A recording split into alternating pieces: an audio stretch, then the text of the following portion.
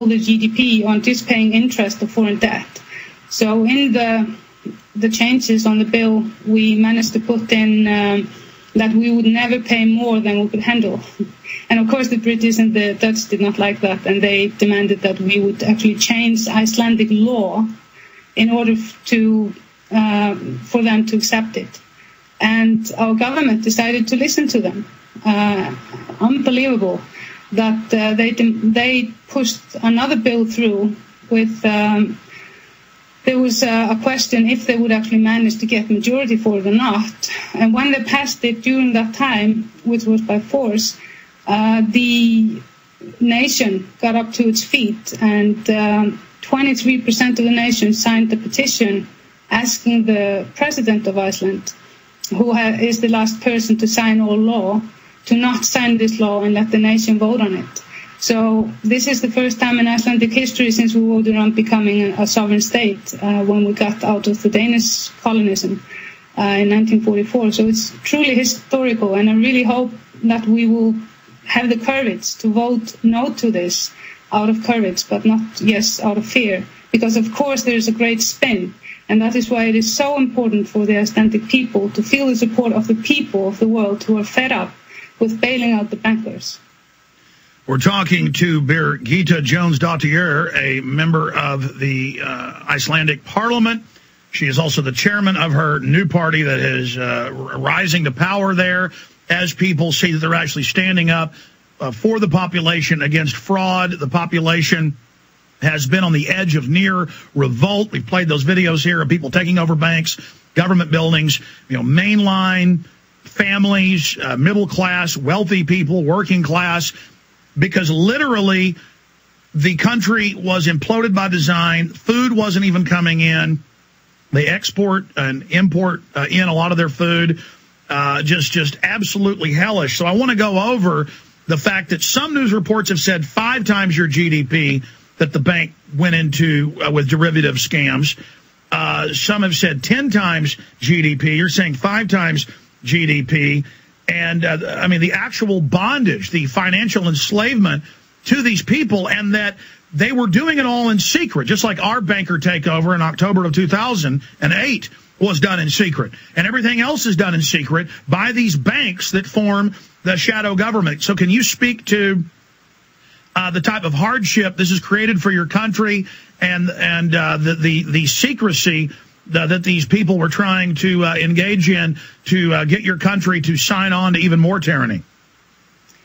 Well, what the previous government managed to do was to create a law that allowed the banks to maintain complete secrecy of, their loan books and so forth.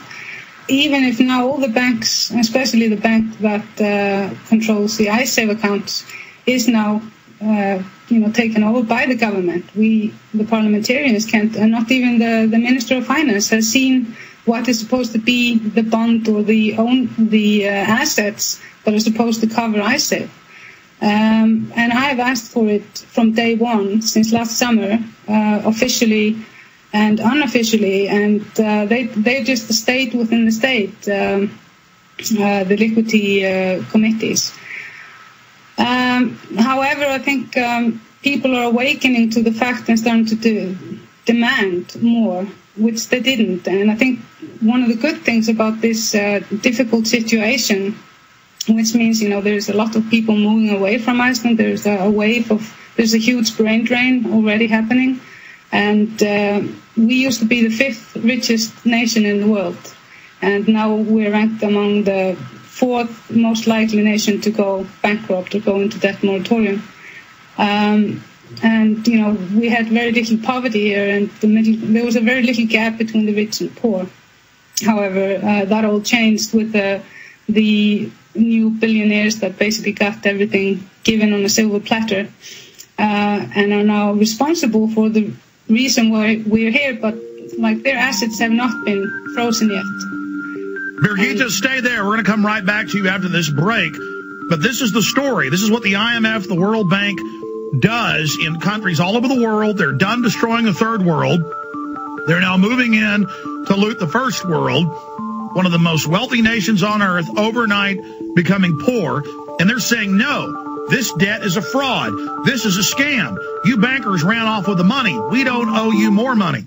This is Alex Jones, and I want to tell you about the Ecola Blue atmospheric water generator that produces pure drinking water right from the humidity in the air. No, this isn't science fiction. It's very real. I know because I use one every day in my own home, and it's available right now to you. Because you know exactly where your water comes from with Ecola Blue, you'll know what's in your cup. Clean, great-tasting water without all the pollutants. Get your family off the grid today by ordering your own Ecola Blue atmospheric water generator for your home or business. Their best seller, the Ecola Blue 28, produces up to 7 gallons of water every day. The Ecola Blue 28 is easy to use and economical. Generate your own pure water from the humidity in the air. This system is free of chemicals and uses a multi-stage filtration system, including reverse osmosis, carbon filters, and ultraviolet lights. Order now and claim your water independence today by calling Ecola Blue at 1-800-691-6043. That's 1-800-691-6043. Or visit Ecola Blue on the web at www.ecoloblue.com today.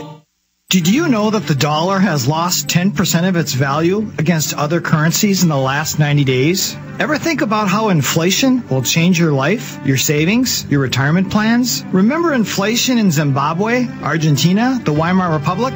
Let's put this another way. Who cares if your investments go up 10%, but you lose 40% of your purchasing power? Gold still buys the same amount of stuff it always did. Gold does not require trust in a third party. You can possess it in your hand. You can take it with you. Gold is real money. Gold is honest money. My name is Daniel Larson from Midas Resources.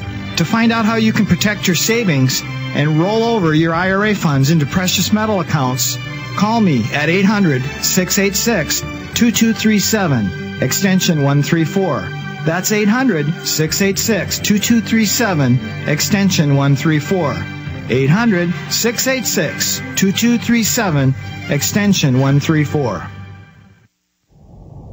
Hundreds of nations have fallen to tyranny in the last century alone. This is our last chance to not relive history. As we're finishing off this agenda, they'll be pulling the rug from underneath Americans at home. They have tremendous influence on our president and Congress, and they really are calling the shots. I think it's incumbent upon all of us as American citizens to pay attention. Fall of the Republic identifies the enemies of our nation, the criminal offshore cartel, hell-bent on destroying sovereignty, and on its ashes constructing world government. Tim Geithner, Bernanke, they're arsonists. They're asking for more matches. And the Congress is saying, who do we make the check out to? Today, seems like nobody does care. And right now in Washington, D.C., we have seen a fall of the Republic. Get your copy of Fall of the Republic on DVD at Infowars.com or watch it online right now in super high quality at PrisonPlanet.tv. This is Alex Jones with 5 good reasons you should consider buying a solar power generator. Number 1, new climate legislation could easily double or triple your electric bill. Number 2, our new energy czar wants to control how much power your electric company allows you to have. It's true. Total government control of electricity in the name of smart grid technology is coming. Number 3, in some areas of the country, the power grid is dangerously overloaded. And now new socialist legislation is only compounding the problem. Number 4, dangerous weather is always a threat to local grids. Every year, thousands of families lose their power from weather-related outages. Number 5, a solar power generator provides powerful backup insurance and peace of mind. Folks, I really believe in the solar power generators offered by Solutions from Science, one of my oldest sponsors. You can get more information at www.mysolarbackup.com. That's mysolarbackup.com. Remember, the government doesn't own the sun, so go to mysolarbackup.com or call 1-877-327-0365.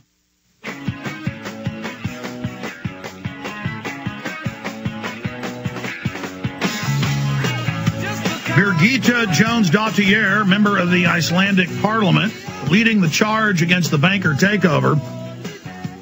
Americans are losing their jobs or having their pay cut. Their savings are being destroyed. We're going through the same process as Main Street dies, as everything is fed into the big banks. But they tell Americans, oh, we've got a great economy. So we're in the same boat as Iceland. Going back to our guest, Birgitta, looking at this and the fraud they're engaged in, go over the con for people, the type of fraud these banks are engaged in, and then tie that in with the spin they're putting out to counter you and other Icelanders that are refusing to become slaves? Well, I guess the con started relatively sneakily, because they were sort of passing loans between the banks with nothing really behind it. They were making all these fancy bundles and stuff like that.